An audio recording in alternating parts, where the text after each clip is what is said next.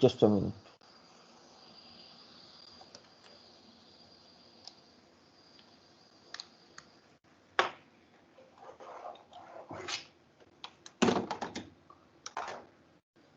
So all right, we will start. So we were discussing about basic conservation equations in the previous class. Before that, we have seen what are the uh, application areas of CFD, like why CFD is required, what is its importance, and what is the basic principle of CFD, how do we proceed in solving a problem from an overall perspective, not going into the details. So after that we have gone through some of the basic conservation equations, which are also called as governing equations in CFD problems. Okay, what were these conservation equations? We had the mass conservation equation or continuity equation. Then we had the momentum conservation equation. In vector form, there is a single momentum conservation equation. In scalar form, there are three momentum conservation equations, one for each direction. So for one for u velocity component along the x direction, one for v velocity component along the y direction, and one for w velocity component along the z direction. Okay. If it's a 2D problem, you will have only two momentum equations. Then we have energy equation, energy conservation equation, which is also which is required for energy balance. And in some problems we have chemical species conservation equation. Okay, chemical species conservation means we have discussed also. Say there is a mixture of two materials. Okay, or there is a reaction that is going on. So in that case, the concentration of one of the components or each of the components is governed by a species conservation equation, and the concentration varies locally because of convection and diffusion. So based on the convection and diffusion terms and source term, we can find out the change of rate of concentration of the species. Okay, we have given some examples like ink drop in water. So after this, we have discussed that all these equations have remarkably similar property, means all of them have similar terms. What are these terms?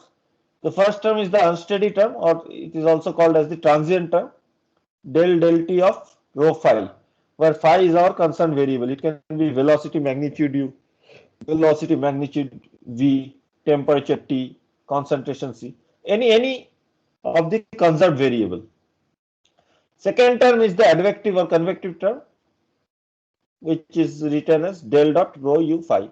Okay, so this again can be divided into scalar components, which we have previously seen. So del x of rho u phi plus del y of rho v phi.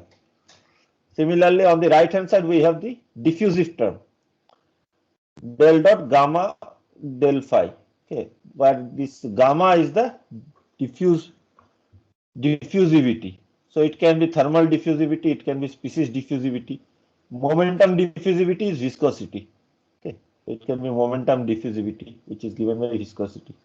And all other terms which cannot be made part of these three terms are clubbed together in a single term, which is known as the source term. So this can be a physical source, like there is a heat source or a chemical reaction source term present, or a momentum source, like there is a water jet that is coming, or it can be a non-physical source. Mathematically, some terms may appear which cannot be included in these three terms, so those terms are clubbed together as a source term, but there is no physical representation of that source. So both can occur. Okay. So this was our discussion in the previous class, and the basic strategy that we had discussed was any problem that is given to us will need to be solved by solving the governing equations. So the idea is that all the governing equations are brought in the same form, this form given here. All the governing equations are brought to the same form, and whatever is not amenable to these three terms, or amenable to treatment along these three terms, is included as a source term. Okay. Then we can develop a standard procedure for solving unsteady convection diffusion terms and source term, like standard discretization method, and solve any of the equations using that same algorithm. So by running the same algorithm again and again, we can solve all the equations. We don't have to write separate solvers for solving each of the conservation equations. So same solver can solve for momentum conservation as well as energy conservation as well as species conservation. So up to this point we have discussed. Any questions?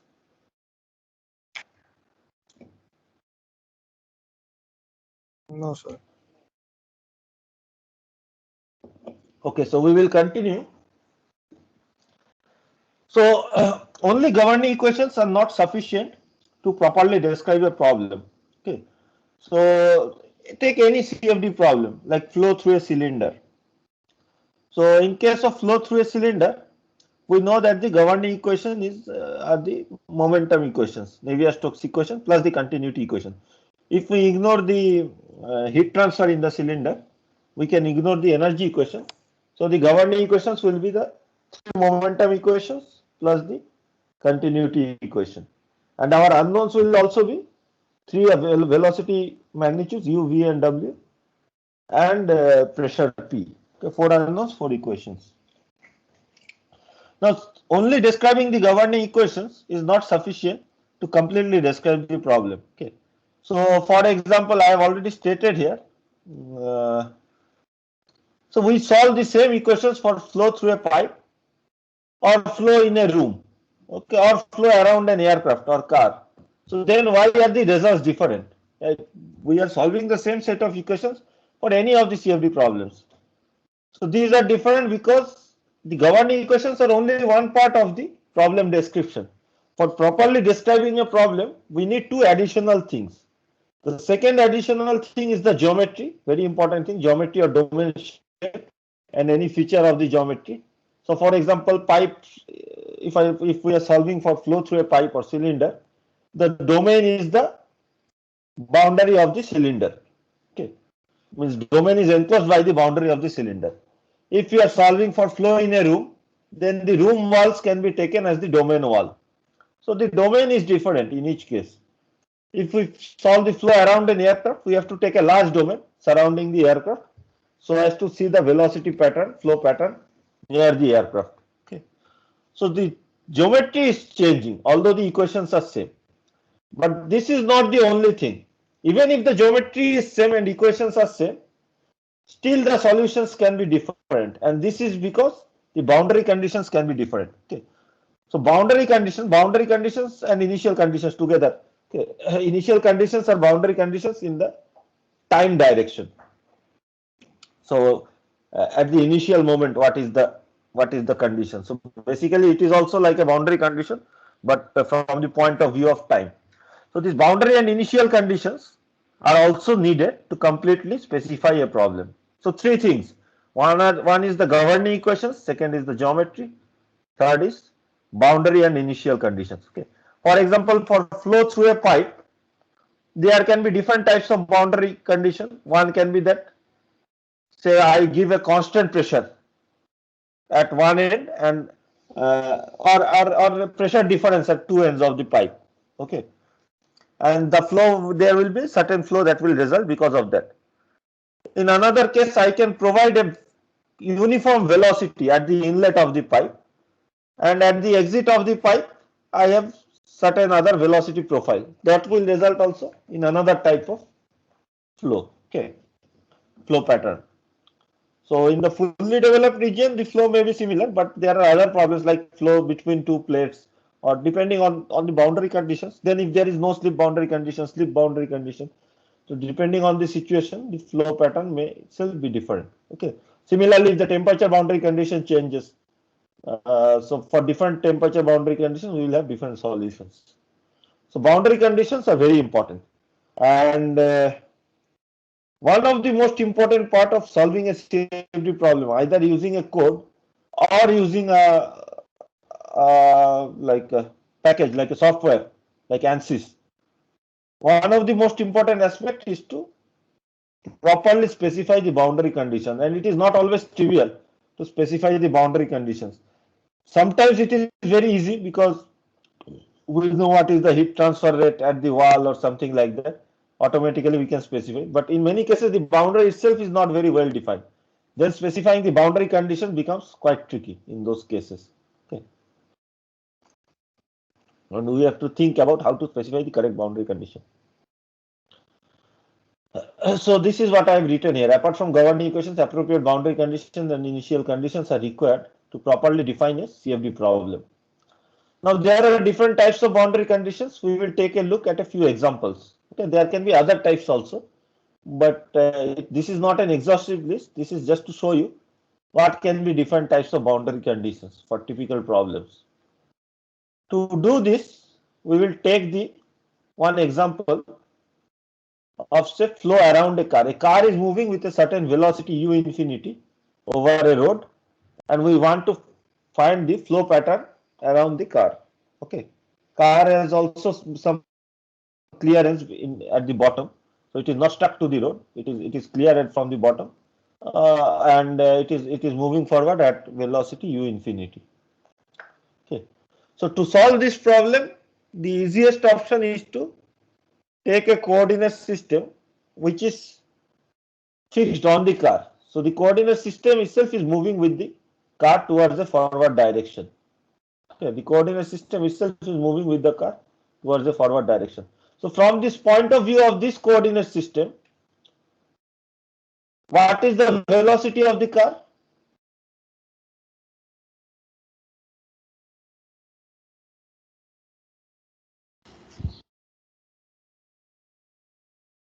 Yes, trivial question.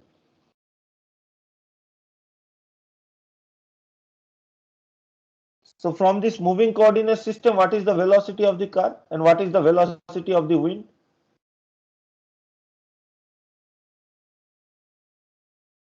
What is happening? 0 and u infinity. 0 and u infinity from the left hand side. If the car is moving towards the left side, so from this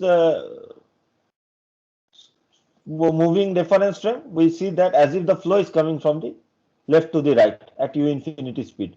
And far away, if I take another boundary, so far away from the car in real life, very far away, there is no velocity. If we ignore the wind velocity, there is no velocity. So from the moving reference frame, far away, the velocity is u infinity.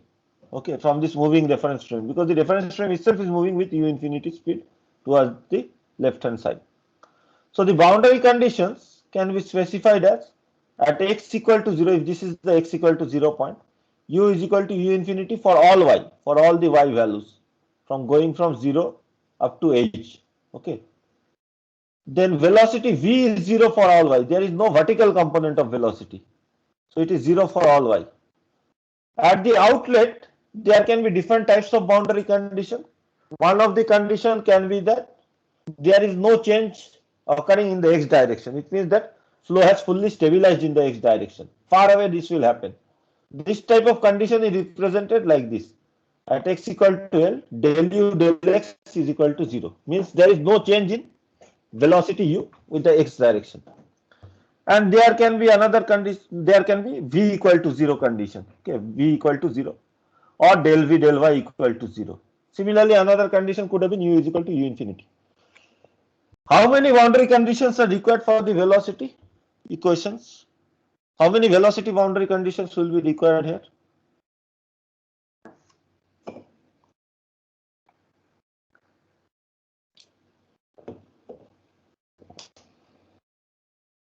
Question means answer. Sorry.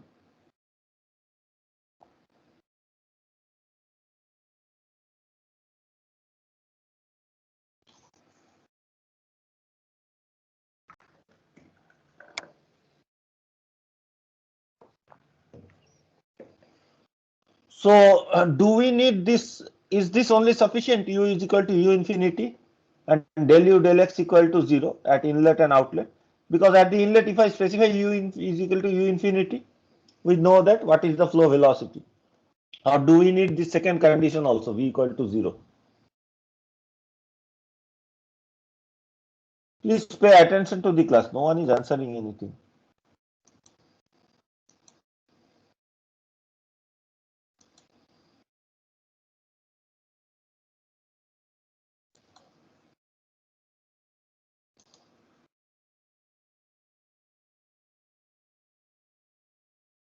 Is the velocity v velocity condition required or not required? Or can I give two conditions for u? U is equal to u infinity and del u del x equal to 0 at this inlet.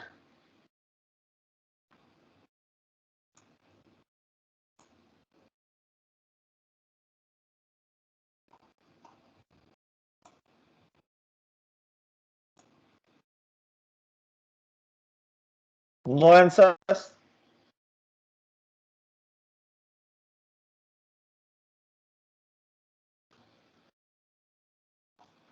When solving analytically, are boundary conditions required?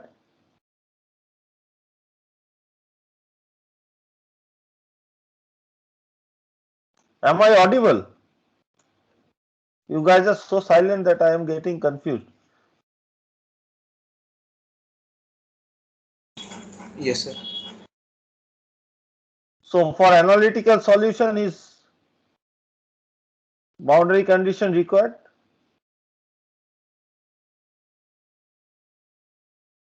Analytical solution of a equation.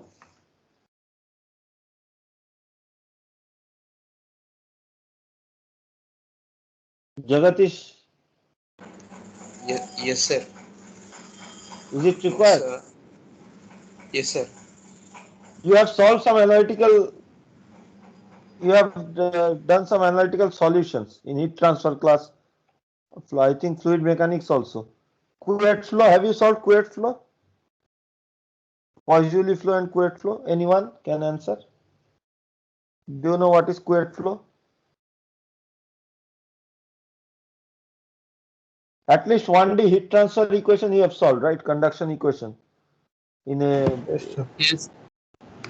Yes. so there you need boundary conditions, right? Yes, sir. Okay. So how many boundary conditions do you need?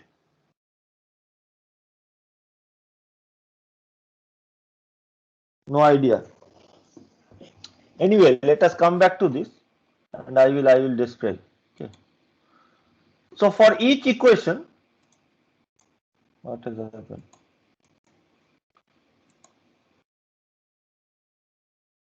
Two boundary conditions for 2D problem, one initial condition if unsteady case. Okay. Two boundary conditions is also required for 1D problem in temperature equation. If the equation is of second order, okay, temperature equation is of second order. So two boundary conditions is also required for 1D problem. Not only 2D, 1D problem also two boundary conditions. Okay, and one initial condition because the unsteady term is first order. Okay, I will discuss this anyway when we discuss about PD. Okay. So in this case, for each variable, u is a separate variable, v is a separate variable. We have separate momentum equations, right? We have separate momentum equations for u and v. If I go back to this, these are the momentum equations. This is the u momentum equation and this is the v momentum equation.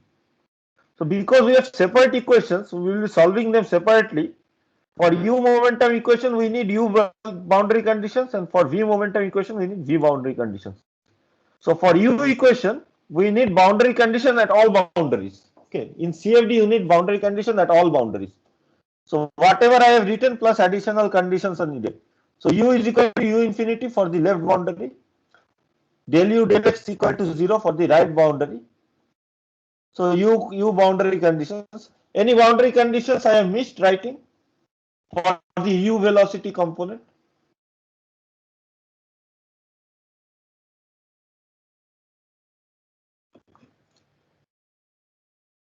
No, sir. Just now I have mentioned that we will need boundary condition for all boundaries, but I have just mentioned the boundary condition for the left and right. What about the top and bottom?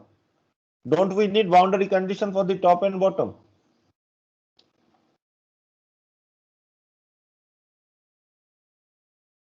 We need boundary conditions for all boundaries. You have to remember this, okay? In CFD problem, you need boundary conditions for all the boundaries. So what happens is that sometimes you will be using software for running the solution.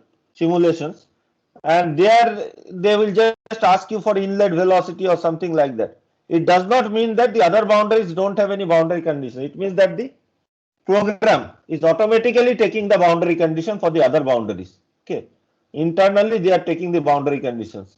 When we are writing a code, the code cannot automatically take a boundary condition. So we have to specify the boundary conditions for all the boundaries. So whether it is u momentum equation or v momentum equation. So what will be the boundary condition for the top and bottom? I have missed writing it here. What is the boundary condition for top and bottom?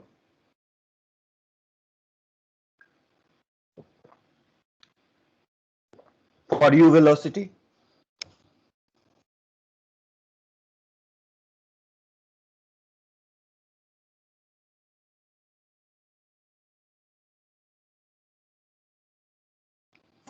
Someone U is can also answer. equal to U infinity, sir. At the top and U bottom. equal to u infinity, both at the top and as well as at the bottom. U is equal to u infinity. So u is equal to u infinity at this line, here also. And we can even take u equal to u infinity here, or we can take del u del x equal to 0. Okay. What about v? What are the boundary conditions for v? For all the four boundaries? V equal to 0, V equal to 0, V equal to 0, V equal to 0. Okay. There is no flow out of the plane, right? But V Yes. boundary condition is also required for all the boundaries. Any variable is there, whether it is U, V, temperature, whatever you are solving. For all boundaries, boundary conditions are required. Okay, let me just clarify this point. Clarify means this has to be, this is a common mistake for all the students. They think that only inlet condition, if we give an outlet, that is sufficient. But internally, the code is taking all the other boundary conditions, and if there is error, it causes problem. For example, say I have a complex domain like this. Okay. And there is a inlet here and an outlet here. And at the inlet, some velocity is given, 1 meter per second. Okay. Outlet, something pressure is given. Okay. So when you are describing this problem in a software, you think that these are the only boundary conditions. But actually, over this entire domain, you need to provide boundary condition. So over the entire domain, you will have boundary condition. It cannot be only at this place. So this place you have u equal to 1 meter per second boundary condition. Any other place? Can anyone say what will be the boundary condition at any other place? No slip conditions. No slip condition is good, but how do you define a no slip condition for a general plane?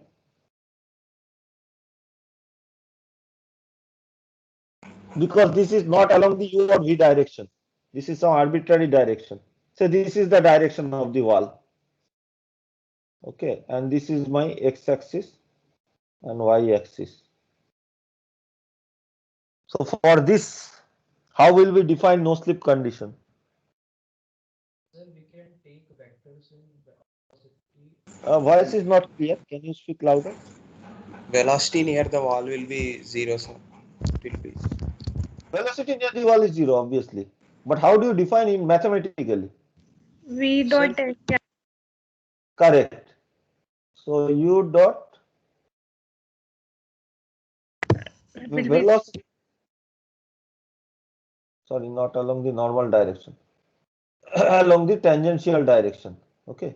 Both along the normal as well as the tangential direction is 0. This is the tangential direction. This is the normal direction.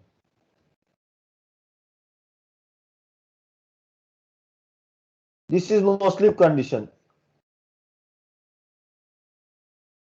Vector velocity along the tangential direction, this component is 0. So accordingly, you will get,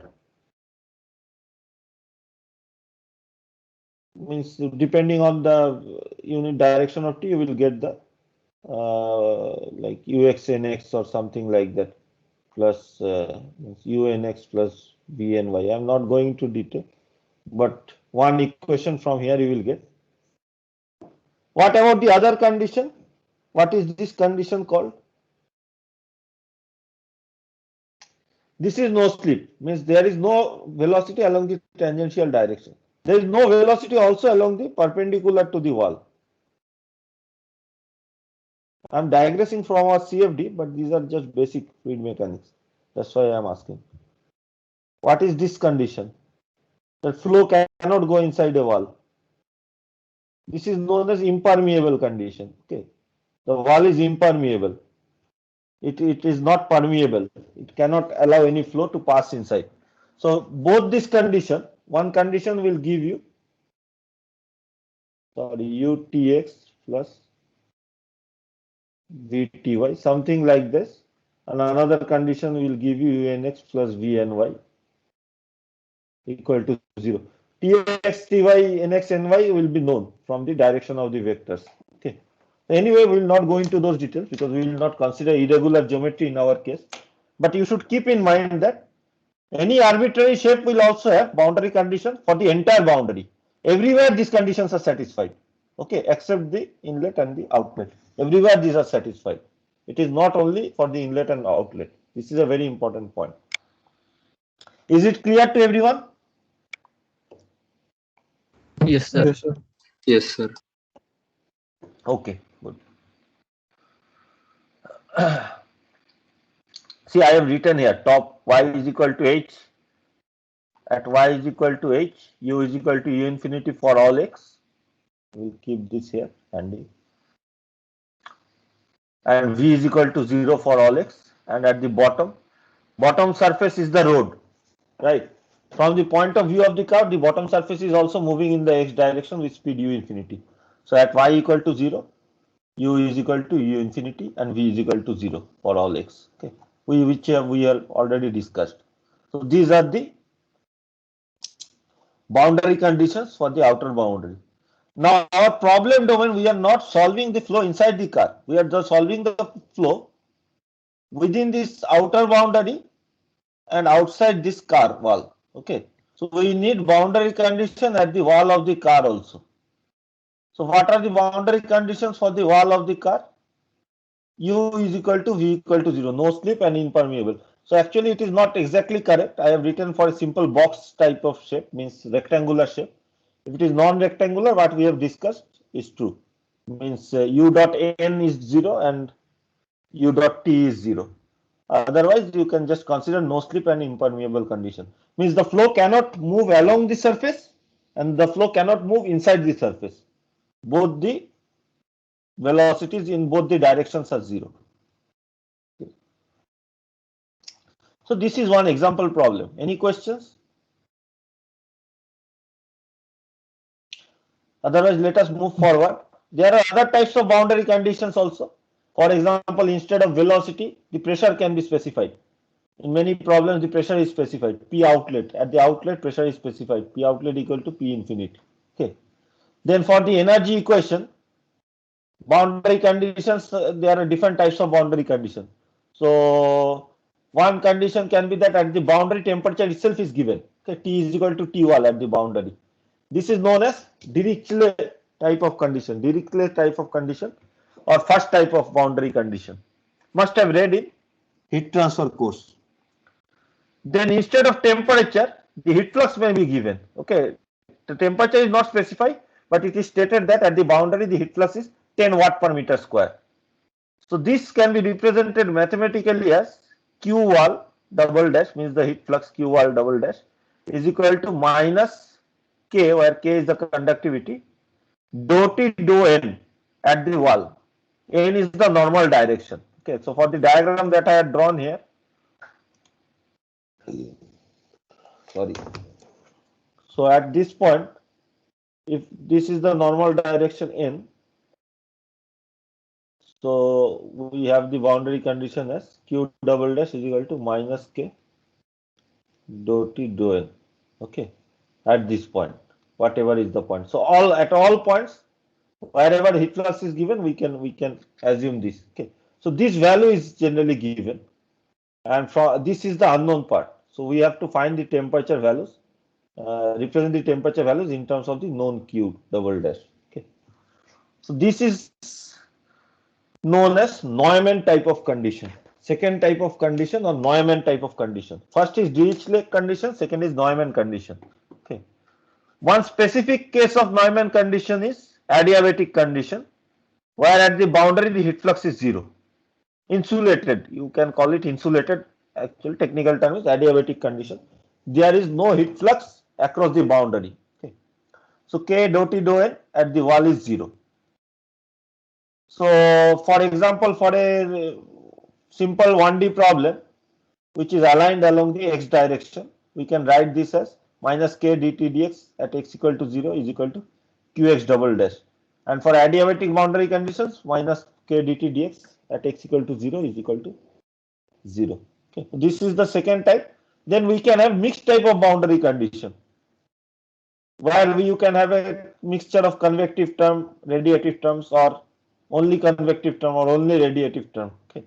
So minus K, so heat flux, instead of given value of heat flux, it can be minus K dt dx at x equal to 0 equal to H T infinity minus T wall.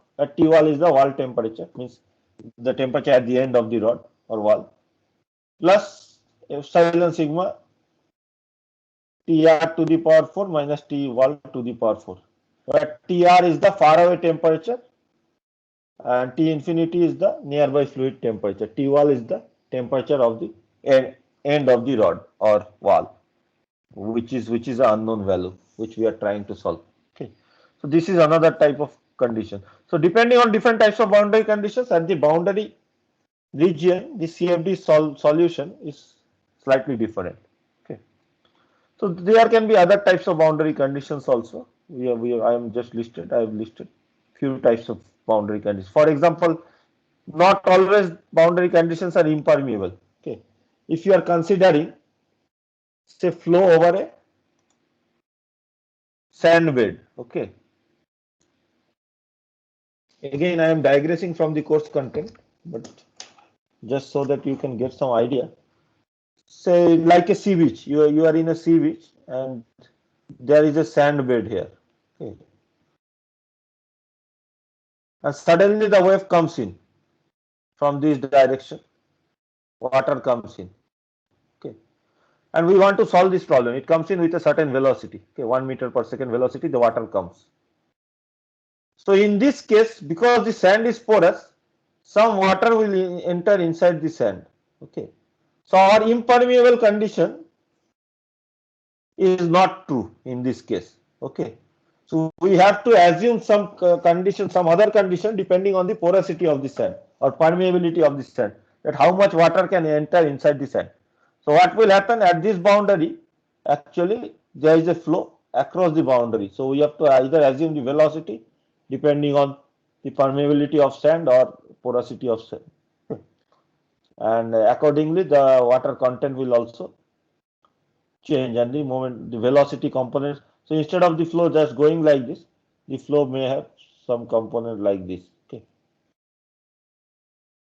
Means the U component will be there, but there will be also some V component, small V component. So we can have permeable problems also.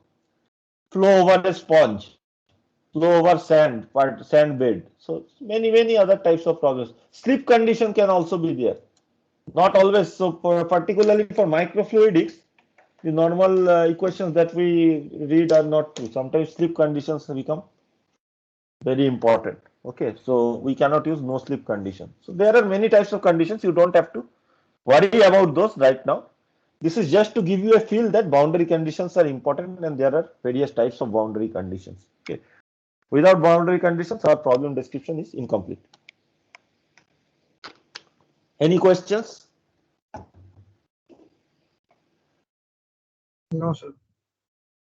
Then what we are going to do is we are going to also categorize our variables into two types: dependent variables and independent variables. What is a dependent variable?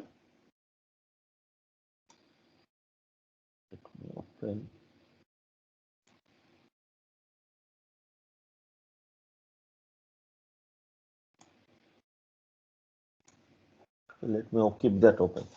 Dependent variable is a variable for which we are solving the governing equation. Okay. For example, temperature T. Okay. Temperature T can be a dependent variable. U velocity magnitude can be a dependent variable. V velocity magnitude can be a dependent variable. Pressure is a dependent variable. Okay. Variable for which we are solving the governing equation. Independent variable.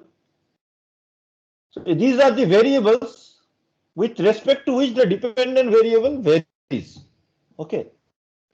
So for example, x coordinate, y coordinate, z coordinate distance, time t. Okay.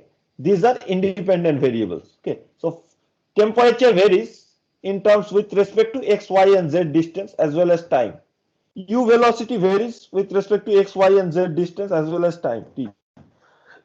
Okay. So typically dependent variables phi can be u, v, w, temperature, concentration, etc. And independent variables are the spatial coordinates x, y, and z and the temporal coordinate time t. Okay. This is typically this is true, but not always. Okay. So why this is important?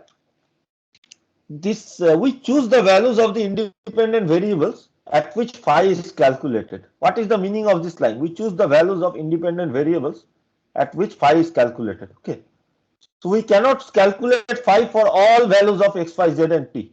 It means that at particular values we will be calculating. How? So in CFD problems we divide the domain along independent variables. Okay, so let us consider a domain like this, a 2D domain of length capital X and height capital Y. Okay, this is a domain for which we want to solve the flow and energy equation.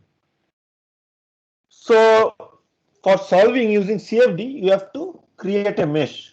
We have discussed in the preliminary 1 or 2 classes that we have to create a mesh. So what it means is that we have to divide this domain into small subdomains, which are known as control volumes and represented by grid points. Okay. So each of the control volumes has a length of say delta x and height of delta y. Okay. So the center point of each of this control volume is known to us in terms of xy coordinates. Okay. So when we are solving the dependent variables, we will be only able to solve at the location of the grid points, at the location of the center of these control volumes. We cannot, so each grid point represents the value for the entire control volume. So these are like pixels, minimum resolution. Okay. If you have 100 grid points along x direction and 100 grid points along y direction, you have a 100 by 100 matrix. So you will know the temperature at 10,000 points. But you cannot find the temperature continuously. So you will only know temperature at this point, at the next point, at the next point, and then you have to join them through a line to get the temperature variation. Okay. So we divide the domain along the independent variables. For example, for a 2D transient problem, we will divide the physical domain into small subdivisions of delta x and delta y size. Okay. And we will also divide the time into time step size delta t. Okay. So not only along x and y, but along the t direction, time direction also, we are dividing the domain, and we are dividing the domain in the time direction into delta t size. Okay. For example, if we have to solve the problem for 100 seconds, we can take a delta t of 0.1 second. So for each 0.1 second, I will have the results. So I will know the temperature at 0 second. I will know the temperature at 0.1 second. I will know the temperature at 0.2 second, 0.3 second, like this. But if you ask me the temperature at 0.15 second, then there is no direct value for 0.15 second. What will we do in that case? If somebody asks you the value of temperature at 0.15 second, I have temperature 0, 0.1, 0.2, 0.3 like this, but not 0.15. How will I find the value at 0.15?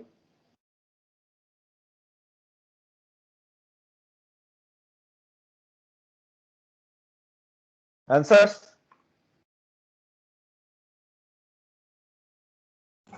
Maybe interpolation. We have to do interpolation. There is no other option. Correct. Good. We have to do interpolation. There is no other option. Similarly, in the space direction also, you know at this grid point what is the temperature at the next grid point. In between, say you know the value at x equal to 1 centimeter, 2 centimeter, 3 centimeter, you know the temperature at 10 discrete points.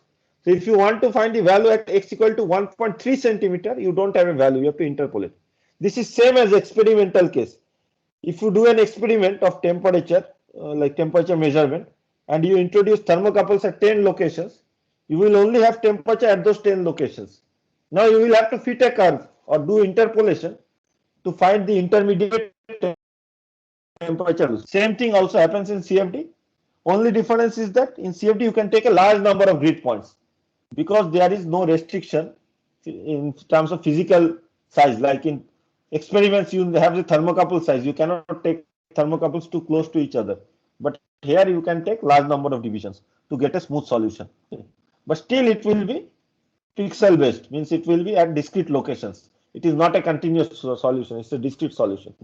So our independent variables, the main role of the independent variables or main significance is that they, along these independent variables, we have the discrete points. So along the x direction, we have discrete points.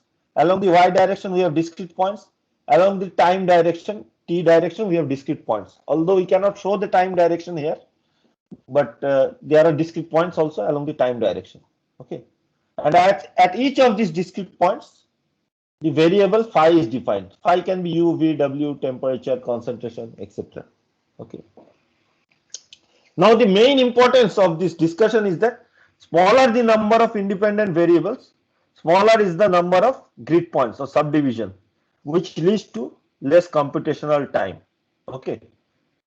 What it means is that, say you are solving the flow inside the room. Okay, or say temperature. Let us consider a simple case. So there is a wall of a room, and outside it is very low temperature, winter season. Inside the room there is high temperature. We want to find the temperature variation across the wall. Okay, it's a 1D conduction problem. If you solve it like a 1D conduction problem and divide the domain into 10 steps, we have 10 steps along the x direction. If you solve it as a 3D problem and divide the domain into 10 steps along x, y, and z direction, then you have 10 into 10 into 10, 1000 steps. Okay, so the computational time will accordingly increase significantly.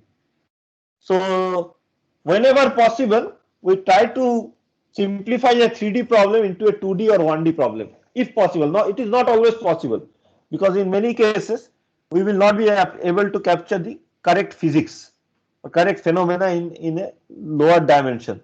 But in many cases it is possible. If the variation in the third dimension is very small, then we can consider a 3D problem as a 2D problem. Okay, and we can ignore the third direction. So if we do that, so for example, again, if I come back to this flow of water over the sand particles, this is a 2D problem. Flow is occurring along the x direction and along the y direction. The z direction is not very important. We can solve for the z direction, the way how it is coming.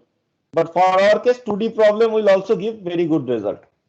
And now if I take 100 division along the x direction and 100 along the y direction, we will have 10,000 divisions. But if you solve it using a 3D problem, as a 3D problem, you will have 100 cube, which is 1 million divisions. So accordingly, the time will scale up. Okay, and time does not scale up linearly.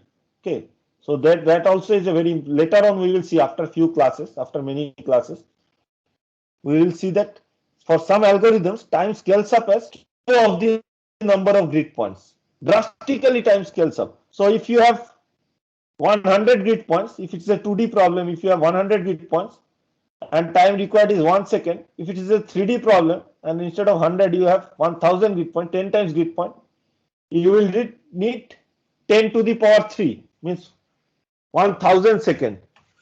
So time sometimes scales up as cubic. It depends on the algorithm. Sometimes it scales up linearly, sometimes as cubic, and sometimes in between linear and cubic, depending on the efficiency of the algorithm. So 1D problem may take 1 hour, but a 2D problem may take few days to solve, and 3D problem may take few years to solve. Okay, it can happen. So then it is up to us to judiciously select or reduce a problem, complicated problem, into lower dimension if possible, taking suitable assumptions. I will show you also some assumptions. Okay. Before that, let us see some terminology. If only one space coordinate is present, we call a problem as one-dimensional problem, 1D problem. If there is no dependence on time, we call the problem as steady problem. Okay. If there is dependence on time, we call it as unsteady problem or transient problem. And problems are described based on combinations like this. Okay. For example, unsteady 1D heat conduction problem, 2D steady flow problem. Okay. 2D unsteady convection problem. So like this. Okay. So using combination of these words, we can describe any problem. One important thing to note here is that we can take different combinations of independent variables. Okay, we are not restricted. Where is this? So we are not restricted to these variables x, y, z, and t. I will give you one example. Otherwise, it is not clear what I mean by this. We can take different combinations of independent variables. For example, I can take z as a dependent variable and temperature T as the independent variable. I can derive an algorithm, or I can design an algorithm based on this type of dependence, that my independent variables are x, y, and temperature T, and my dependent variable is z.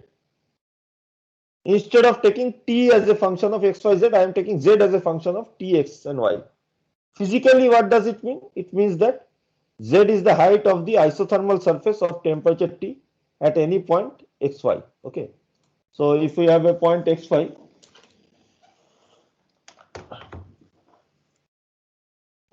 so if I have a point xy, so the temperature is varying somewhere. The temperature is T here. Okay. At another xy, the temperature T is at a certain other height. Okay. So if I join all these points of same temperature T, we will get a surface where on that surface all the points have same temperature. Okay. So this isothermal surface, height of this isothermal surface is given by this z, dependent variable z. Okay. This is another way of solving a problem. This is like finding the isotherm. Okay. In 2D, if you find an isotherm, that is the dependent location of x and y. Okay. So similarly, so the point of stating this is that it is not that always x, y, z, and t should be the independent variables. Depending on the problem, the independent variables may change, or the dependent variable may change. Okay. Second is that very, very important point. Second point, number of coordinates or number of independent variables. Coordinates are analogous to independent variables, right? X is x coordinate, y coordinate, z coordinate, time coordinate. So if all of them are present, it's a 4-dimensional problem. 3 spatial dimension and 1 temporal dimension. By proper choice of coordinates, it is possible to sometimes reduce the number of coordinates. This is a very important point. If we suitably select coordinates, sometimes it is possible to reduce a 3D problem into a 2D problem, or a 2D problem into a 1D problem. Can somebody give an example?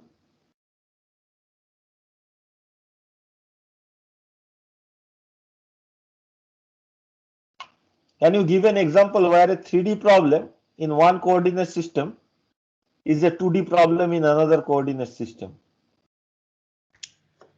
Very common problem. Axisymmetric problems. Yes, good. For example, flow through a pipe. Okay, axisymmetric problems. Yes. Flow in a circular pipe. So it is if you have a flow in a circular pipe and if you solve it in Cartesian coordinate system, the flow varies along all x, y, and z directions, right? The flow varies along all x, y, and z directions. So if I have a flow cylinder here, sorry for my poor diagram, x, y, and z. So the flow will vary along all x, y, and z direction. Along all 3 directions, flow will vary. Okay, the initial part. Later on, once it is fully developed, there won't be any variation in the y direction, but still it will vary along x and z. By changing the coordinate, instead of XYZ Cartesian coordinate, if we take cylindrical coordinate, where one axis is like this, one axis is along the radius r, and the third axis is theta. There is variation along z when it is developing flow. There is variation along r, but there is no variation along theta. Okay. So whatever is the theta, if theta is 30 degree or 50 degree, 70 degree. So if I look from the side, okay. So say this is r. So at this point also, at this point, any point, the velocity profile is similar. Okay. So along the so at the same distance from the axis, the velocity profile is similar. This is an axisymmetric flow. Okay. So for this axisymmetric flow, it is 2D in cylindrical coordinate system. Phi is a function of r and z, but phi is not a function of theta. Okay, where r is the radial direction, theta is the azimuthal direction, and z is the axial direction. What is the significance of this finding? That we can solve that phi is like based on 2 independent variables instead of 3 independent variables. What will be the advantage of this? So solution time will be less. Solution time will be less, and it will be drastically less. Okay, it will not be slightly less. It will be drastically less. How will it be drastically less? So, for example, I have again just giving an example. So 10 divisions along x, 10 division along y, and 10 division along z. Okay, so I have 10 cube divisions. So I have 10 cube divisions along x, y, z. So total number of divisions is n is 10 cube, which is 1000. Okay, and for the axisymmetric problem, because there are 2 dependent variables, I have 10 square divisions, 100 divisions. Okay, and if t is proportional to n to the power cube, so if for this case, if it takes 1 hour to run, how much time will it take for the Cartesian coordinate system to run?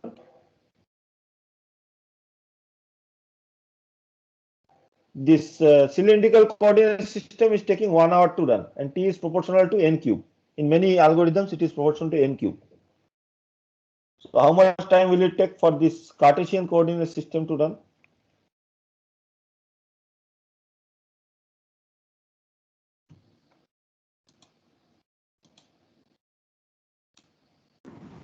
Sir, can you repeat the question? 1000 hours. Already answer is given. I will repeat the question. Question is that, means first let me give the background again for those who have not yet understood. We are dividing the domain for so this was our domain, right? This is our domain. We are dividing the domain into 10 divisions along each coordinate distance, like we do. For example, in this case, we have divided into some 8 divisions along x and 7 divisions along y. So for this also we are dividing the domain dividing the domain into 10 divisions along each coordinate axis. So for a Cartesian coordinate system, because phi is a variable with respect to x, y, and z, the number of grid points will be 10 cube, 10 division along x, 10 division along y, and 10 division along z. So 1000 grid points. For the cylindrical coordinate system, because there is no variation with theta, we have 10 division along z and 10 division along r. Okay, only variation is along r and z. So 100 divisions are there. And our simulation, so I have written a code. Say I have written a code, or you have written a code, and it takes 1 hour to run your program to find the velocity profile in the pipe for 100 divisions. So somebody else, your friend, has written using Cartesian coordinate system. The same problem he is also solving, but he is using Cartesian coordinate system. For him, how much time will it take to solve if time is dependent to n cube? Answer is 1000 hours. Okay, because 10 times increase in number of grid points has occurred. So for 10 times increase, the time increase is 10 to the power 3. So it will take 1000 hours for the other student to run. Okay, you can see that it is not trivial. So drastically different. Okay, in many cases this can happen. So if we are not careful, we just Sometimes what happens, we arbitrarily we just think that okay, we will create the geometry in ANSYS, flow through a cylinder, and it will solve. And it will solve using Cartesian coordinate system. So it may take a lot of time. If we can write our own code for solving that, maybe we can reduce the time drastically for the same problem by taking clever independent variables. Okay. The point of this entire discussion is that we can cleverly choose the independent variables to reduce the time of running the simulation drastically. There are other examples for this. I will give you a break after a couple of minutes. Okay. Something was there regarding aircraft. I have just again closed this. Okay. For an aircraft flying at with a certain velocity, can you give an example where by cleverly choosing the independent variables, I can reduce the dimension of the problem? Aircraft is flying with a velocity, with a constant velocity, 1000 km/h or Mach 0.8. How will I choose the coordinates, independent variables, so that I can reduce the dimension of the problem?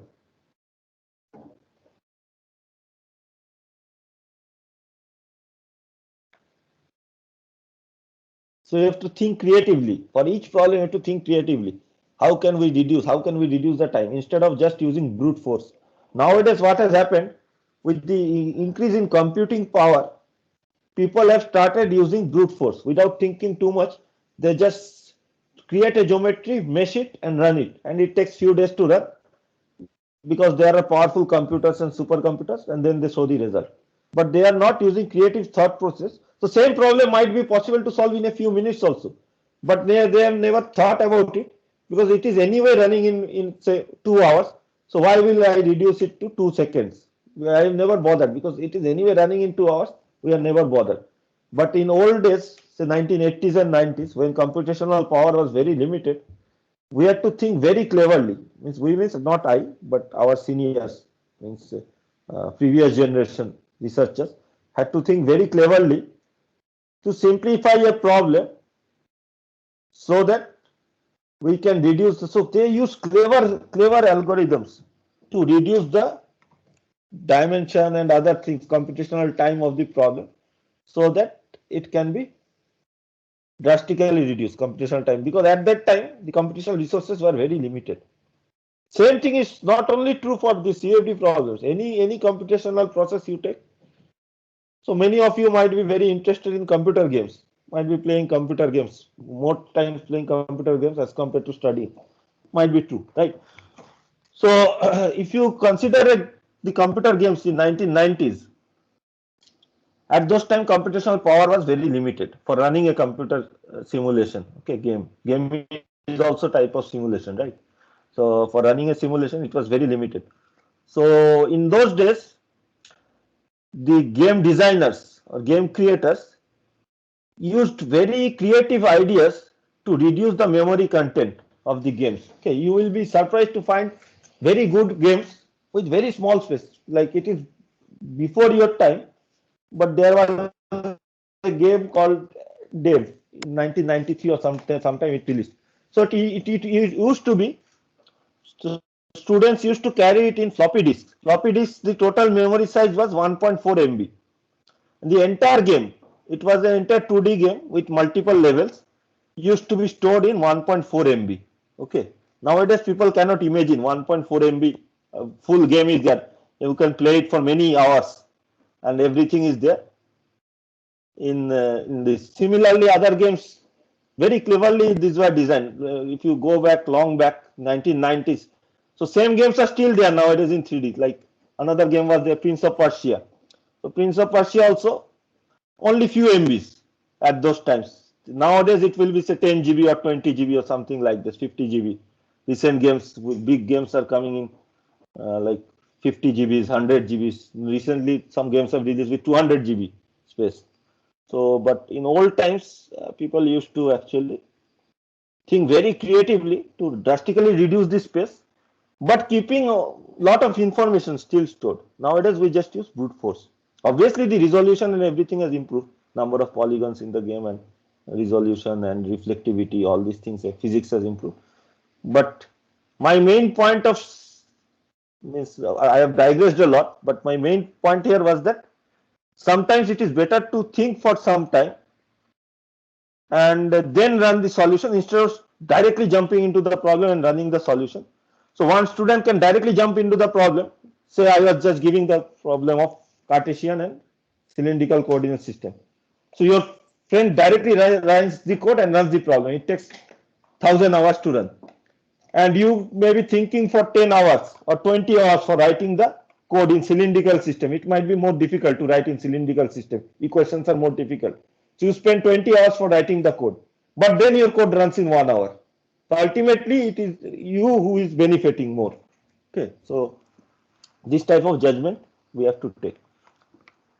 So the problem that I was saying, flow around an aircraft or moving vehicle. Okay, from a fixed coordinate system, this is an unsteady problem.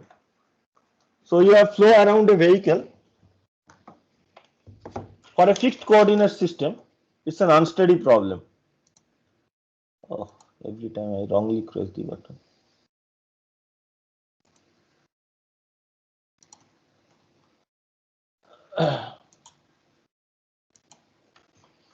So this is moving forward with certain velocity u infinity. Okay, and this is our coordinate system. So from this coordinate system, fixed coordinate system, the flow velocity, obviously flow has to go around this, and because this is moving forward at a later time t, this object will be at this position. Okay, so the flow pattern will change with time. So the flow pattern will change with time. It's an unsteady 3D problem. Just a second, hold on for a second.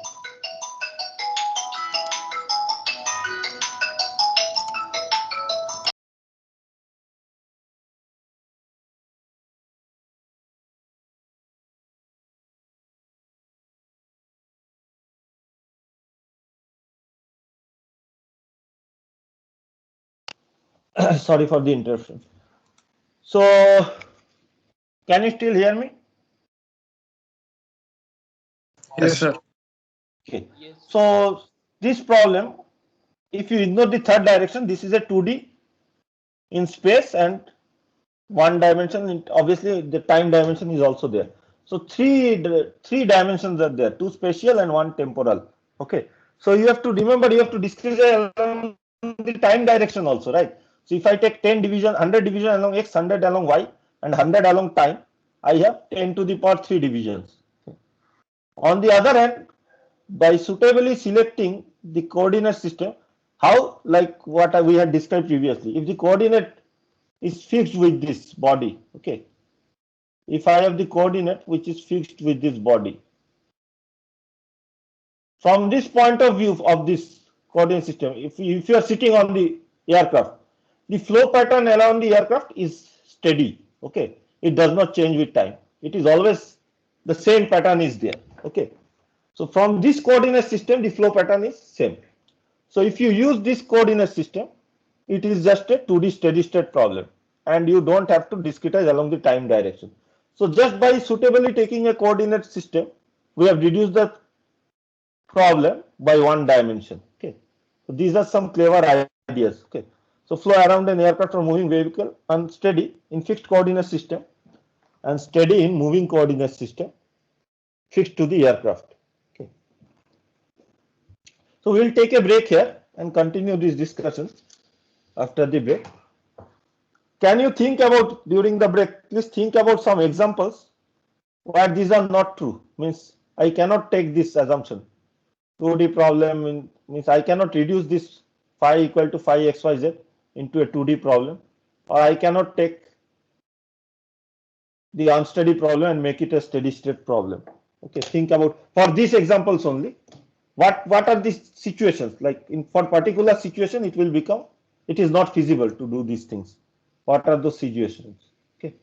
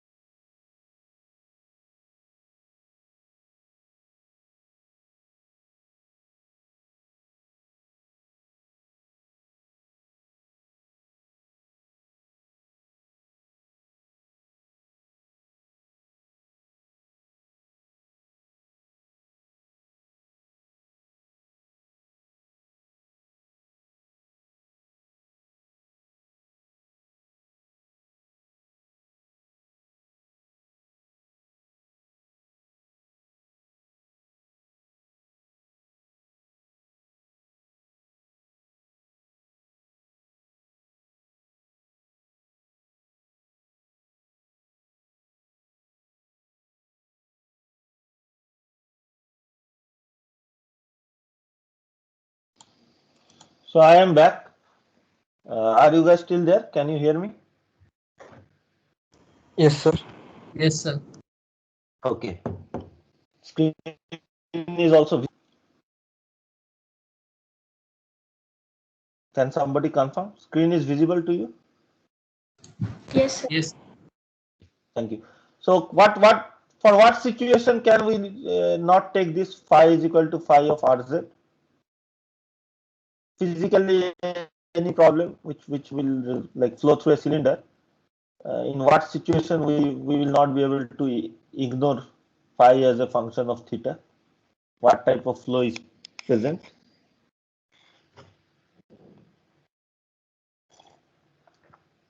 So there is a swirling flow at the inlet, okay, like a vortex.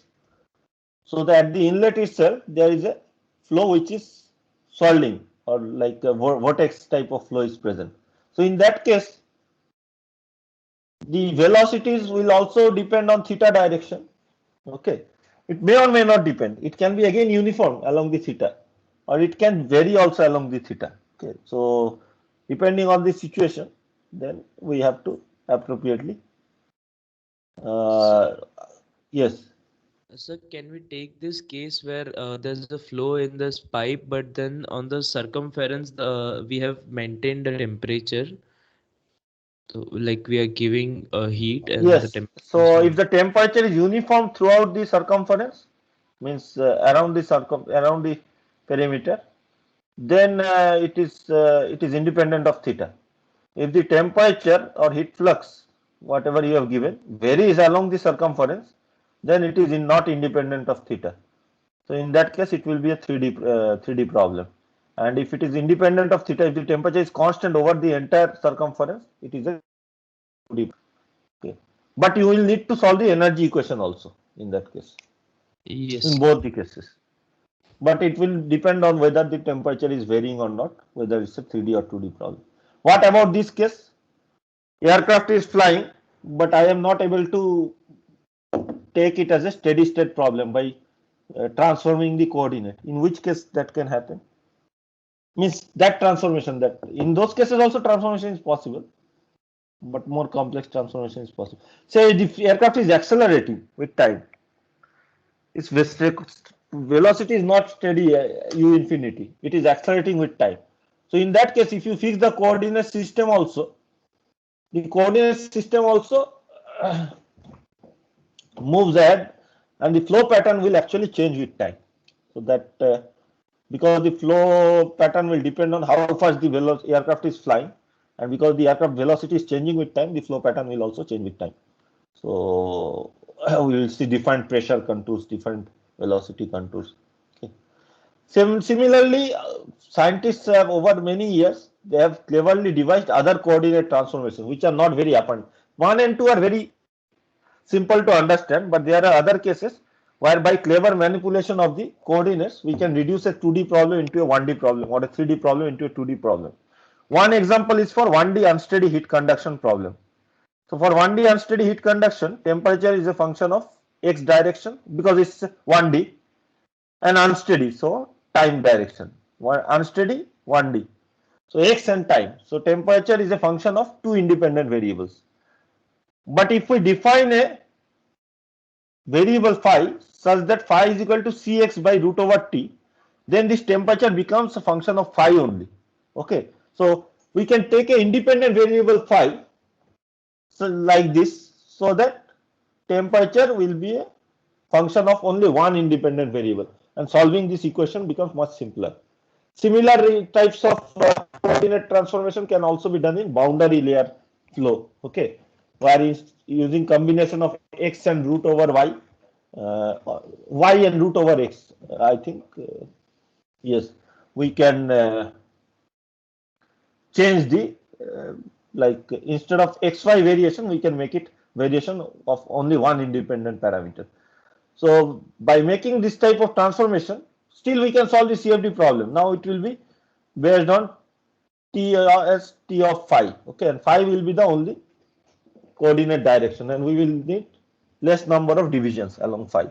Okay, so it is not always that by using brute force in a CFD solver like ANSYS we will get the best or fastest solution.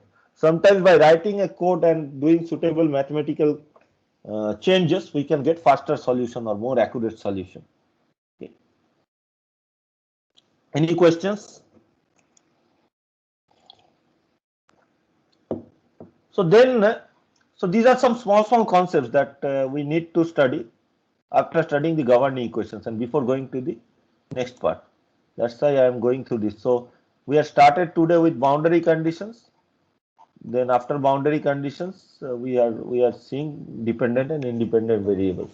Okay, and what are the different types of dependent and independent variables, and then transformation of coordinates. We were seeing how coordinates can be transformed to simplify a problem.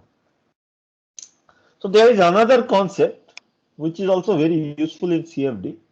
Later we will study in details, but here I will just give you a brief introduction. This is that coordinate can be of two different types. It can be a one-way coordinate or it can be a two-way coordinate. Okay. What is the definition of one-way coordinate? If the conditions at a given location along a coordinate are influenced by changes in condition on only one side of that location, it is a 1D coordinate. Okay. Again, let me give you an example. Already stated here, but let me again describe here. So this is time. Okay, time coordinate. Or say this is x coordinate, this is time coordinate. Okay, this is time and this is x. So I have a 1D unsteady problem. Okay, my domain along x is divided into some points, 4 points. So, and along time also it is divided into certain number of points. Okay, so at any time, say at this time, okay, to find the temperature values at this time, at this point, at the x points at this time, this temperature can only be influenced by the temperature before this time, not by the temperature after this time. This can only be influenced by these temperatures, right? It cannot be influenced. Can we influence this temperature by this coordinate, by this point, or by this point? Can I influence this temperature by this temperature? Is it clear what I have drawn here? Yes, sir. We can't, sir. We can't, because this is in future. So future temperature cannot change the current temperature. Only past temperature, only past incidents can change our current situation. Means the current situation was dependent on the past, and the current situation can only change. So if I make a change here, now if I make a change here, can it influence this point or this point or this point? It cannot, right? It can only change the future points.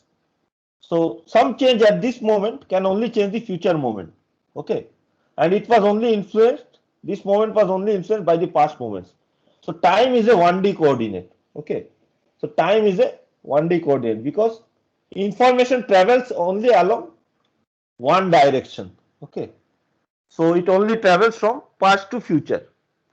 What about heat conduction?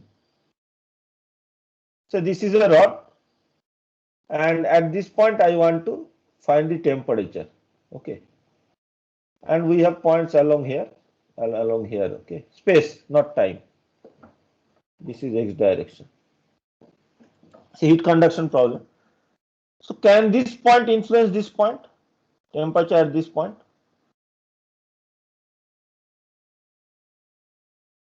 If I change the temperature at this point, will the temperature at this point change?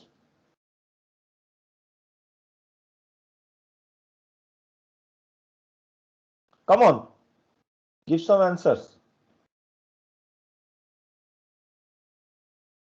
Sir, this is a time. No, are you seeing any time coordinate? Only we are seeing x coordinate, right? There is no time.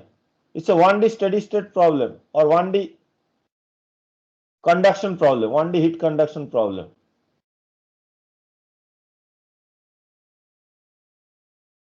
There is no time coordinate. Okay, forget about this one.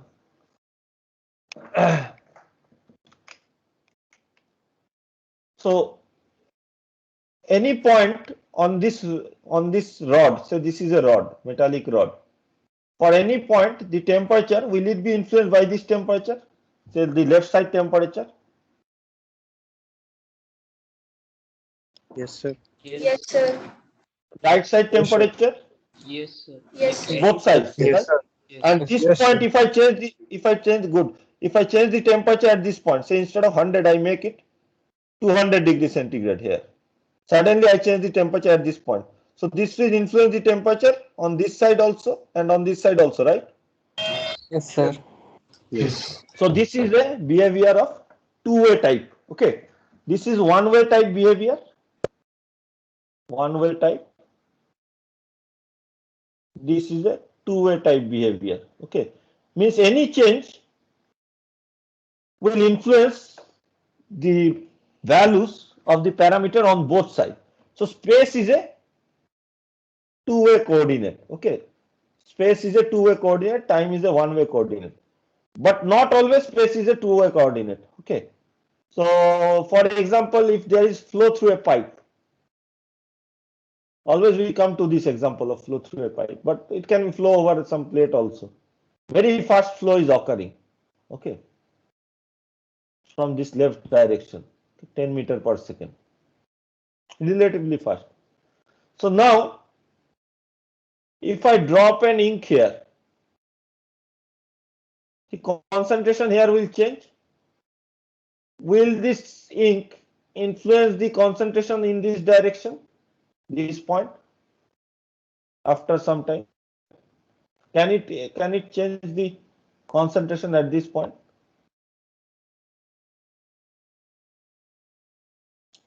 I drop a drop of ink in this water, and water is flowing at very high speed from here. Okay. So will this ink change the concentration at this point? It can, sir. It can change, right? Because it is downstream. Flow is coming here, and it will change the concentration if it is within a certain region. Okay. So this is very far away point. Okay, it can change. What about on the left hand side of the point? Okay, so the pipe was longer. On the left hand side of the point, velocity is coming from this direction. Can this ink drop change the concentration on the left hand side of the point if the flow velocity No. is very large? It No. cannot, right? No. It will just flow away. What if the flow velocity is zero?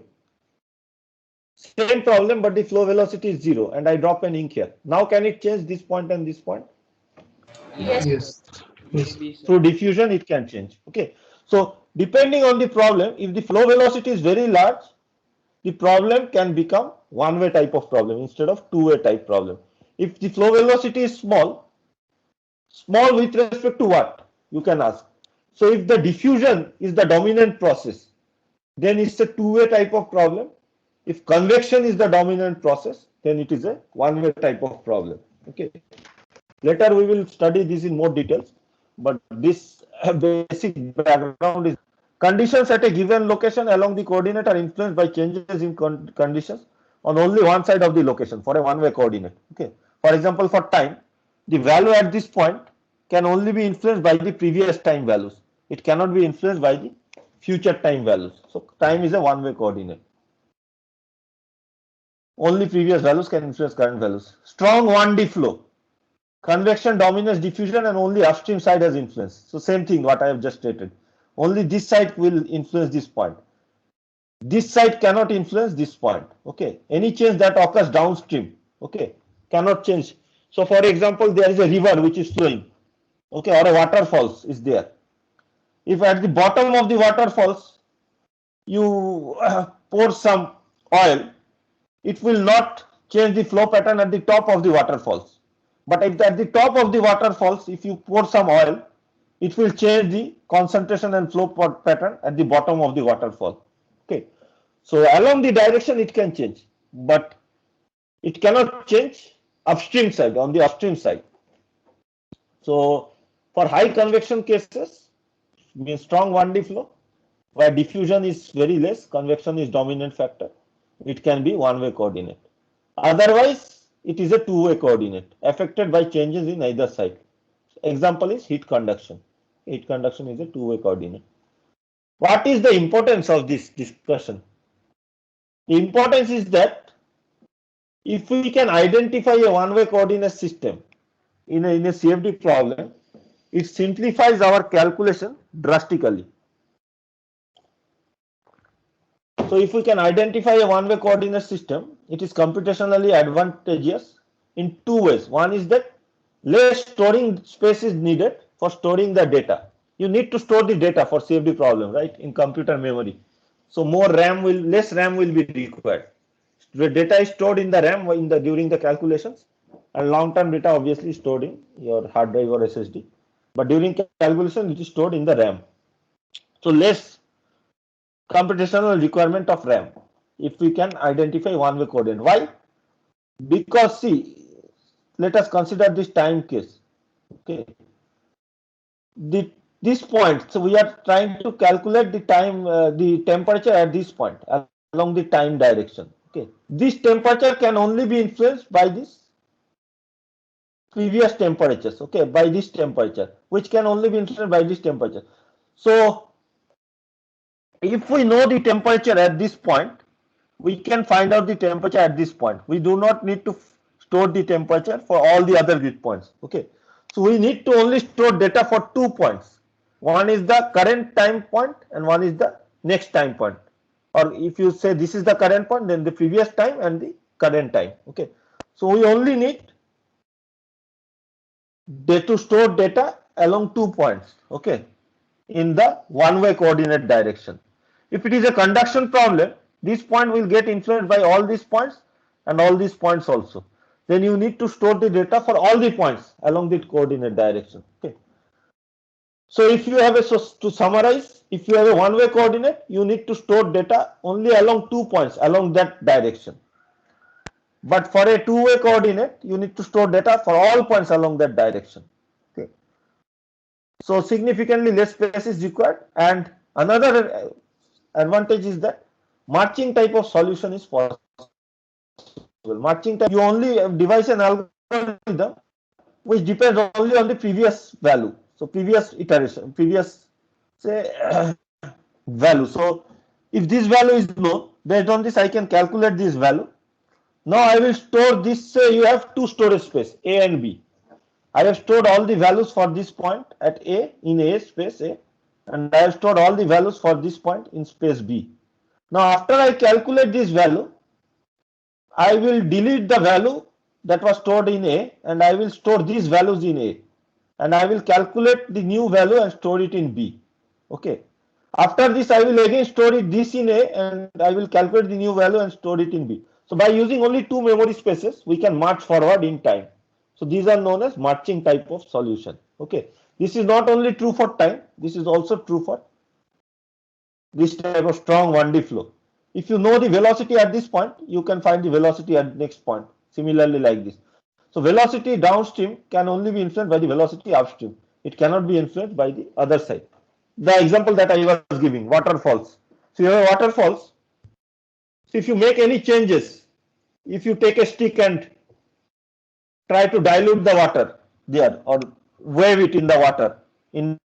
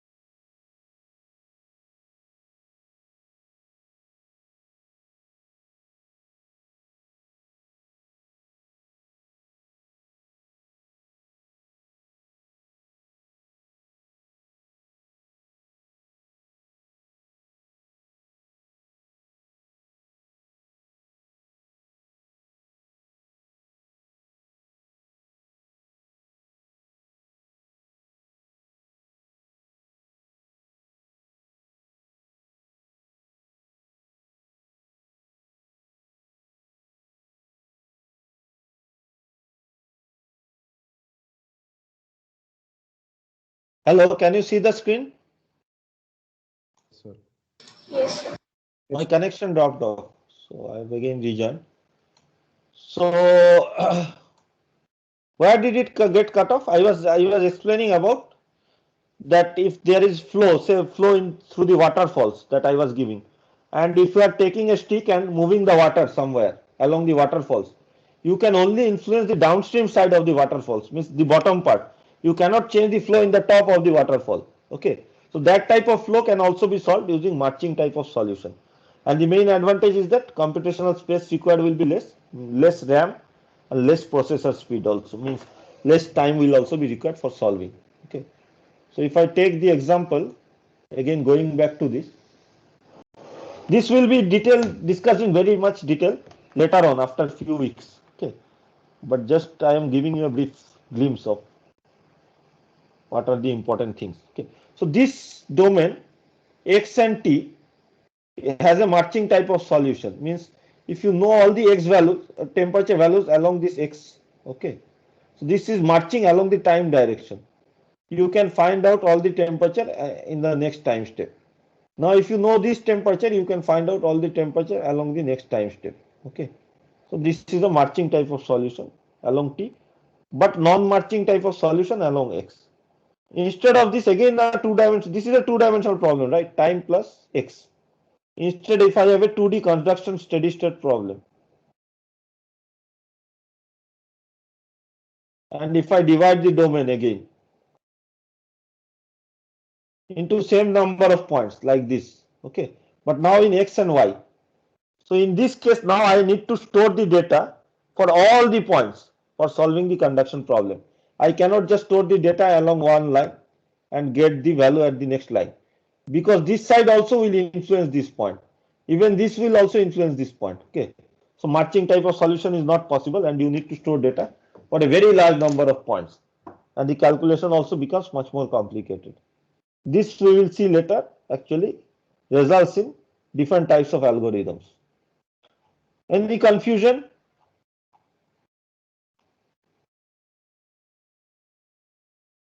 Questions? Anything related to this or governing questions? Otherwise, we will move on to the next part of the course.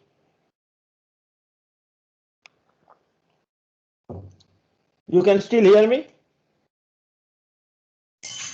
Yes, sir. Yes, sir. Yes, sir. Okay, okay, good.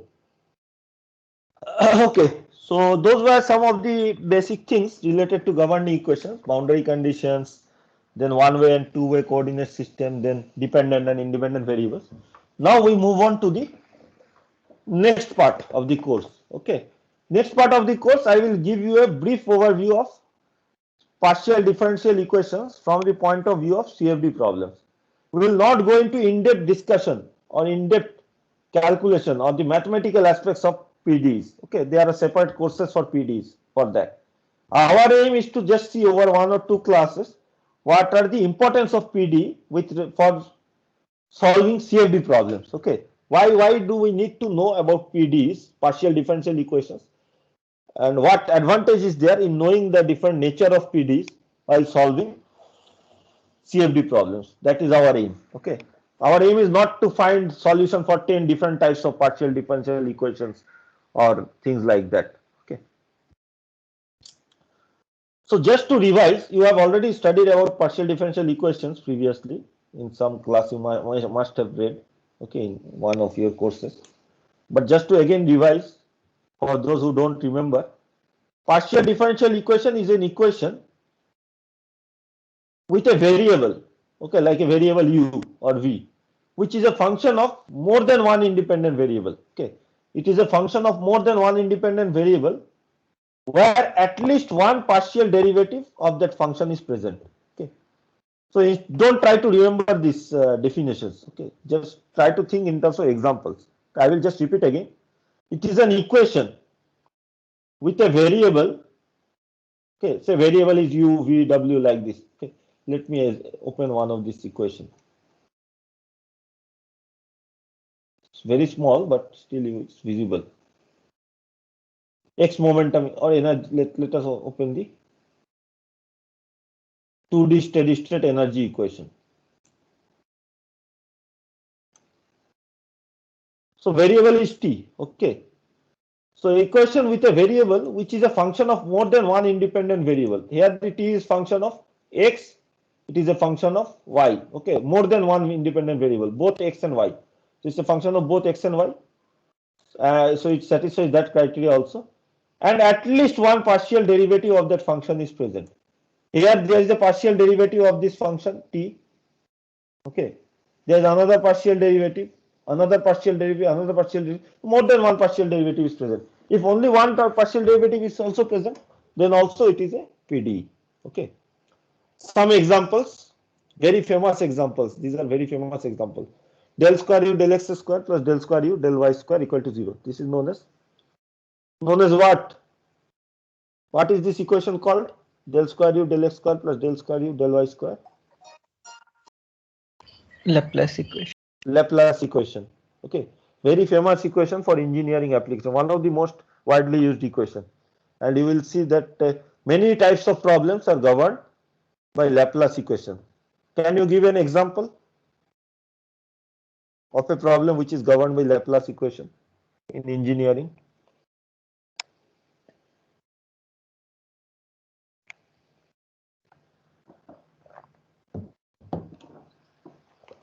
The 2D steady temperature equation.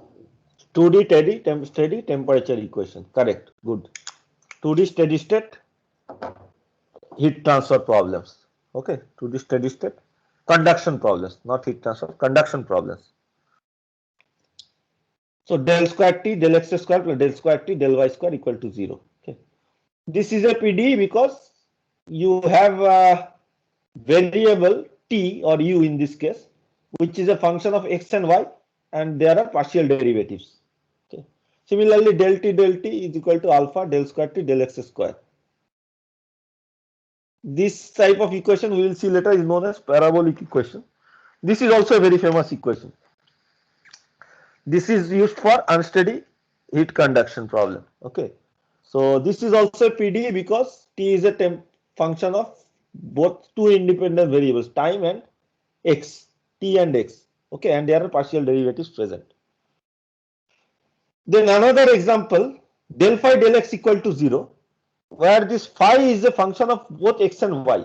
Okay, del phi del x equal to 0, where phi is a function of x and y. Okay, so phi, because phi is the dependent variable, is function of two independent variables, more than one independent variable, and at least one partial derivative is present.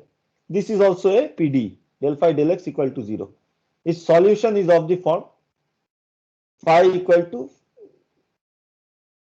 some function of y plus constant c1. Okay. Yes, question or confusion? But on the other hand, this d phi dx equal to 0 is not a PDE. What is the difference between these two? Del phi del x equal to 0 is a PDE, but d phi dx equal to 0 is not a PDE. What does it imply? D phi dx equal to 0. Phi is a function of X solely. only x. Okay. It is not a function of more than one independent variable. It's a function of only one independent variable. So that's why its solution is also defined. Its solution is phi is equal to some constant. In this case, it was function of y plus some constant. In this case, it's some constant. So these are two different equations. What are these type of equations known as? You have studied hundreds ODEs, ordinary differential equation. Okay, these are much simpler to solve as compared to PD. ODEs. Okay, 1D heat conduction equation is a ODE. Okay, only variable is x. Only independent variable is x. So this is a brief background of what is a PD. Then there are some terms which we need to again remember. You might have studied, but you might not remember. You may remember also. So one is the order of PD. Okay, you might hear the term first order PD, second order PD, third order PD like this. Okay, order of a PD is the order of the highest derivative term in the equation. Okay, so highest derivative term in this case is second order, del square u del x square, means the second derivative. You are taking the second derivative, so it's second order. So this is a second order PD. What is this PD? Is it first order or second order? Second. Second one. Second order, sir. because the highest order term is second order. This one, first order. First order. Correct, first order. Okay. So del u del x plus del u del y is first order PD. Okay. So order is the order of the highest, order of a PD is the order of the highest derivative term in the equation. Okay. So del u del x plus del u del y is a first order PD. Sometimes these are also denoted as, means not this order, but derivatives are denoted in short form, ux plus uy equal to 0, means any derivative is denoted with respect to subscripts. Okay. So derivative with respect to x can be denoted as ux, plus derivative with respect to y can be denoted as uy. If it is temperature T, I can write this as Tx plus Ty equal to 0. Okay. This is just a short form of the same equation. Similarly, del square u del x square plus del u del x plus del u del y plus u equal to 0. This is a second order PD because of this term, second order term. This also I can write in short form as uxx, because there is a double derivative, plus ux plus uy plus u equal to 0. Okay. So order of a PD. Next important thing about PD is the principal part of a PD. So all the terms that contain derivatives equal to the highest order of the PD is known as the principal part. Okay. So if you have a PD and if you accumulate all the terms which contain derivatives whose order is equal to the highest order or the order of the PD, so that part is known as the principal part of the PD. For example, this is a general PD, general second order PD. A del square u del x square plus b del square u del x del y plus c del square u del y square plus d del u del x plus e del u del y plus fu equal to g. A general second order PD. Why second order? Because we have second order terms. Okay. Now, what are those second order terms? Only these first three terms are the second order terms. So the principal part of the second order PD is this a del square u del x square plus d b del square u del x del y plus c del square u del y square. Okay. Only this part is the principal part. What is the principal part of this PD? Del square u del x square plus del u del x plus del u del y plus u equal to 0.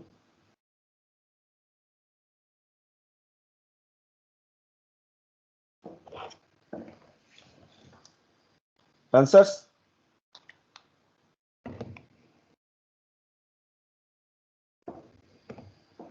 Who are there? Only UX6. Only UX6. What about this example 1? What is the principal part? Somebody else? Sir, both UX both plus the term. Plus U. Both the term x plus ui. Okay, because this is the highest order term. Okay. So accordingly, you have to find. So why this is important? Because coefficients of the principal part. What are the coefficients? A, B, and C. These actually are used for classifying the PD, as we will discuss in the next class.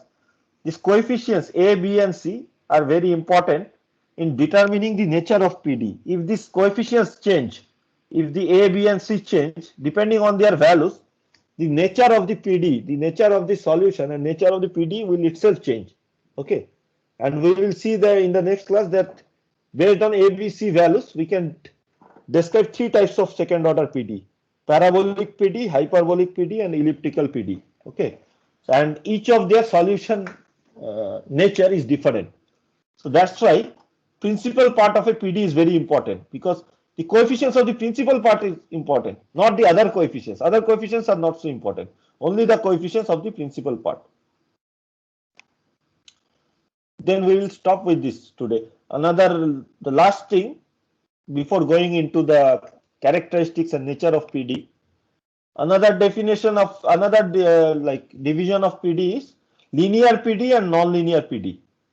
If the coefficients of the dependent variable are all independent of it, say the dependent variable is u, okay, If these coefficients are independent of this term u, then this PD is called linear PD. Otherwise, it is a non-linear PD. Okay.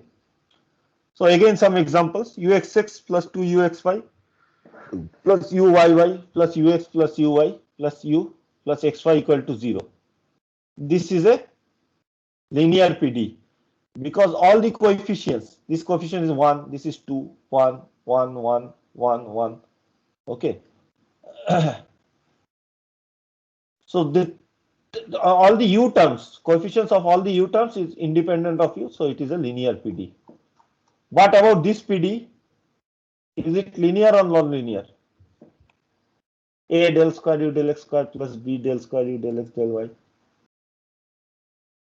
So linear if ABCD are constants. Correct. It is linear if ABCD are constant. It can be non-linear if A is a function of u. Say if I write A as u square, so it will be u square del square u del x square. Then it will become non-linear. Okay. So it is only linear if ABC are not function of u. Need not be constant. It can be function of x, y also, but it should not be function of u. Okay. Del t is equal to alpha del square t del x square. 1D unsteady heat conduction equation. This is linear only if alpha is independent of temperature. It is non-linear if alpha is function of temperature. Say alpha diffusivity may become function of temperature. In many cases, conductivity of Cp is function of temperature. In that case, it is a non-linear equation. Okay. This is non-linear PD. I am giving some examples, random examples. Ux del square u del x square plus del square u del y square. This is non-linear because this coefficient has the term u. Okay. This is also non-linear. Why is this non-linear? Because this del u del x has a coefficient del u del x. So the term del u del x has a coefficient del u del x. So there is a non-linearity in u. Okay. This is also non-linear. Del u del t plus u square. So u has a coefficient u. Okay, so it's non-linear. Del square u del x square plus a sin u. This is also non-linear because of this sine function. Why the sine function is non-linear? Means obviously sine function is non-linear, but can you say in terms of can you represent sine in terms of values of u, which will show that it is non-linear? But it can be expanded as a series. Yes, it can be extended as a series and you will have non-linear terms there. Good. So this is also non-linear. Okay. Some more examples. Del u del t plus t del u del x. Okay, so this is linear if t obviously is independent variable. So linear first order PD. Okay, first order. Linear second order PD. Laplace equation is a linear second order PD. Del u del t plus u del u del x plus mu del square u del x square plus s. This is non-linear because of this term u. Okay, and second order because of this term. Okay. So to conclude this part, the beginning part of this PD is linear problems are easier to solve. Okay, because there is no dependence on the of the coefficients on the variable. These are easier to solve. If you have non-linear problems, you need some kind of repetitive solution, iterative solution. So you have to assume some value of u, then solve this equation, find new value of u, then assume another that use that new value of u here and find again new value of u. So you have to keep on repeating until you get the correct solution. So iterative solution is required for non-linear problem, but linear problems are easier to solve. Okay. So we will continue this discussion in the next class. So if we go back to our equations, governing equation, continuity equation, is it a linear or non-linear equation? What is the nature of this equation? Linear second order, linear first order, non-linear second order. What is the nature? Linear first order. Linear first order equation. Unless when can it be? Function of So rho is not a function of u. Velocity. U. Yes. Next, this momentum equation. This is X momentum equation. Obviously, it is second order because of this term, viscous terms. But is it non-linear or linear?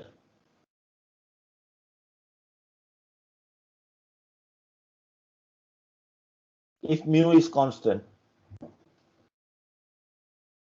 it is still non-linear because of these coefficients, okay, u and v, which are unknowns. So this u will actually cause non-linearity. Same for this case also. Energy equation is linear second order equation. Second order because there is double derivatives here. It will become non-linear if alpha is function of temperature. Okay. Similar for this species equation also. It is linear second order equation. It will become non-linear if gamma is a function of concentration. General conservation equation, linear second order equation, second order because of the diffusive term. It will become non-linear if any of rho or gamma becomes a function of phi. Okay. Is it clear to everyone? These aspects, you go through this material, PD, order of PD, principal part of PD, linear and non-linear PD. Next day, means tomorrow, we will see the other aspects. It means the nature of PD with relation to CFD, why it is important. Any questions? No, We will stop the recording. Don't leave yet because I have to take the attendance.